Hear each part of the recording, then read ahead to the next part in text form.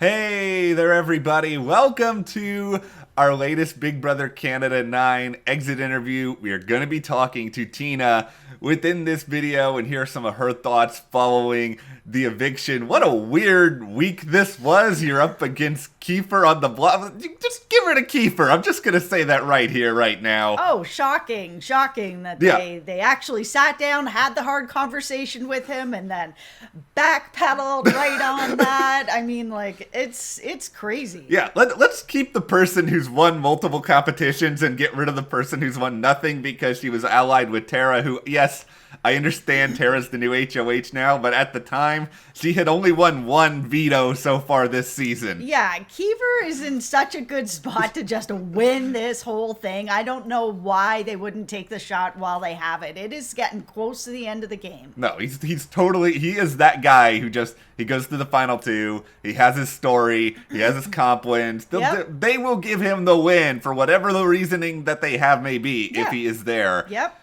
We're going to talk about well, we're going to have the interview in a minute, but before we get into it, if you guys do enjoy this video, subscribe, and also be sure to follow us on Instagram. Yes, Matt and Jess TV. Follow us over there. It's a little less TV, Yeah. a little more us if you're interested in stuff like that. Lots of Coco, Chanel Yes. Vanderwoof.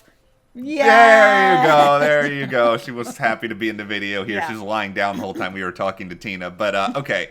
Before we do give that interview, we gotta just talk for a moment about this fake double eviction thing that, listen, Big Brother Canada, I know you love to do twists. Yep. I'm sure this was planned long in advance. Oh, of course. But why does it have to happen? Like, finally, somebody outside of the Sunsetters I know. is in power. It's sort of like, let's say hypothetically, Tara actually gets rid of Tashawn. And then, let's say, Brayden, who hasn't really won much of anything, ends up going in the next part of the double eviction. And then Tashawn waltzes right back in, and then we are left in an even worse situation than we were in before. That could very well happen. I think it's just, like you said, these are all planned in advance. I don't think they're like, okay, now we're going to drop this bomb. I mean, Yeah. the season is it's all planned. It's just poor timing. Also, I don't love this twist. No, okay, let us know in the comments if you do like this twist. It's just like, this is turning out to be kind of it's a weird season because I don't think it's a bad season. Like, I've enjoyed a lot of it. I like a lot of the casting. Yeah. But it's starting to have a little bit of sort of a Big Brother 20 vibe where you had a lot of these sort of big characters and two sides of the house, and it was interesting and exciting for a while. But then as you got kind of close to the end, it just got like super predictable and a lot of the big personalities kept getting evicted. Yeah. That is where we are right now. And if we're going to do this battle back, I understand the virus protocols, all that. But, the jurors, Rohan and Victoria, Right? They're Why all- can't you just include everyone who's in jury? Yeah. Give some other people a chance to come back as well. if you guys gave us a chance to get Spicy V or Rohan back in the house, this would be a very different reaction to this twist. We would probably be out here like waving the twist flag around. It's true. We would be hypocrites dying on Hypocrite Hill, and I am fine with this. Listen, if you guys watch our Big Brother coverage enough, you know we probably live on Hypocrite Hill. Everything in Big Brother is subjective. That is just the way of it. But okay, all right. Well, we've gotten our rantings and ravings about this fake double eviction out of the way. It's just we can't not talk about it. Yeah, but we will stop our ranting and raving on Hypocrite Hill, and we will just let you guys dive right into this interview.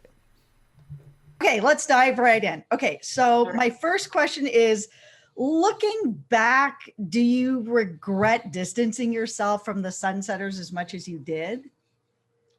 No, I don't. At the end of the day, I knew that my place in the Sunsetters was merely a number at the beginning of the game, to a certain point where they didn't need my votes, so to speak. And I never really felt that my position would get me much further than a fight with them anyways. And I knew at some point they were all going to kind of dissipate.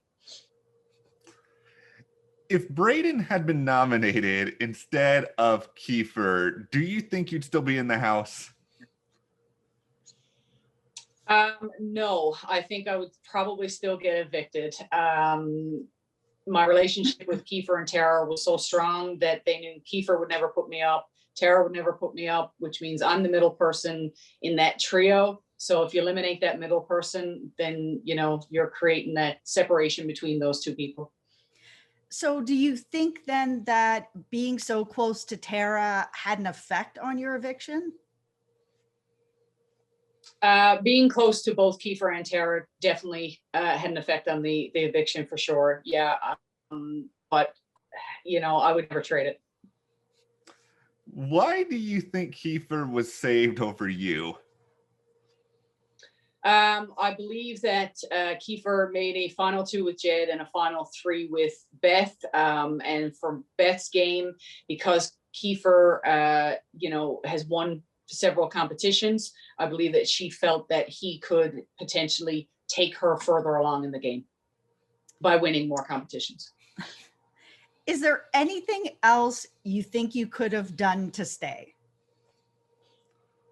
No, you know what? That trio, they're a powerful trio. I think once their mind is made up on something, it is what it is. You know, they knew that my final 2 or 3 deals would never include them. So, and at the end of the day, that's what they were looking for. Whose game has surprised you the most this season? Whose game has surprised me? You know, Kiefer, my first initial impression of Kiefer, great guy, but I wasn't sure how far he was going to take it in the game. But he's such a well-rounded person in terms of social, you know, the competitions. So yeah, I think Kiefer's game surprised me from the initial meeting with him. So he's definitely evolved as a player. Is there anything in the house in the game that you wanted to do but didn't get a chance to? I mean, I would have loved to win a competition at some point, whether it was a POV or HOH. But no, you know what? I'm totally thrilled with the experience I had with Big Brother. If you had won HOH instead of Jedson, who would you have targeted? I would have definitely put up Jedson and Ty. All right. Thank you so much, Tina. Thank you very much for having me.